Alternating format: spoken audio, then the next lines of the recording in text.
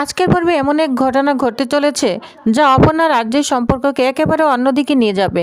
নন্দিনী সেই রাজকীয় গয়না, যে গয়না শুধু রাজনন্দিনী পরিচয় বহন করে, সেই গয়নায় আজ অপর্ণার গলায়। আর এই দৃশ্য দেখে নিজের রাগ সামলাতে পারে না আর্য। সম্পূর্ণ ঘটনা জানতে হলে ভিডিওটা শেষ পর্যন্ত দেখুন। আর যদি এখনও আমাদের চ্যানেলটি সাবস্ক্রাইব না করে থাকেন, এক্ষুনি সাবস্ক্রাইব করুন এবং ভিডিওতে একটি লাইক দিন। চিরদিনই তুমি যে আমার স্টাইলের আগামী পর্বে আমরা দেখতে পাবো আজ অপর্ণার জন্মদিন। এই বিশেষ দিনটাকে আরও বিশেষ করে তুলতে আর্য নিজ হাতে সব আয়োজন করে।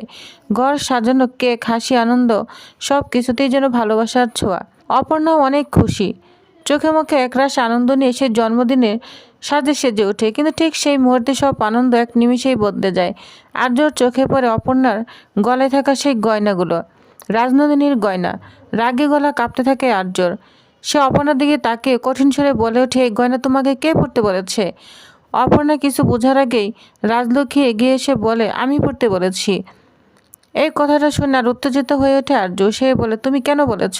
এসবের মানে কি? এই গয়না কেন পড়বে? রাজলক্ষ্মী দেবী পরিস্থিতি সামলাতে চেষ্টা করে। তিনি বলে, আর্য শান্ত হও। কিন্তু আর্য শান্ত হতে পারে না। সে বলে ওঠে, আমি কিভাবে শান্ত হব? আমি কিছুই তো বুঝতে পারছি না। এই শাড়ি, এই গয়না, সব কিছুর মানে কি? এসব কথা শুনে অপর্ণা পুরোপুরি স্তব্ধ হয়ে যায়।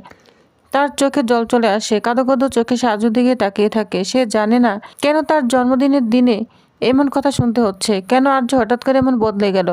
অপর্ণার মনে তখন একটাই প্রশ্ন, তাহলে তার দোষটা কি? এই ভুল বোঝাবুঝি কি আরও বড় হবে? আর্য কি বুঝতে পারবে অপর্ণার মনের কথা, নাকি এই গয়নায় তৈরি করবে নতুন দূরত্ব? তো প্রিভিয়াস, তাহলে কেমন লেগেছে আজকের পর্বটি অবশ্যই কমেন্ট করে জানাবেন। ভিডিওটি ভালো লাগলে একটি লাইক দিবেন আর এই আপডেটটি পেতে এখনই সাবস্ক্রাইব করুন আমাদের চ্যানেল। ধন্যবাদ সবাইকে।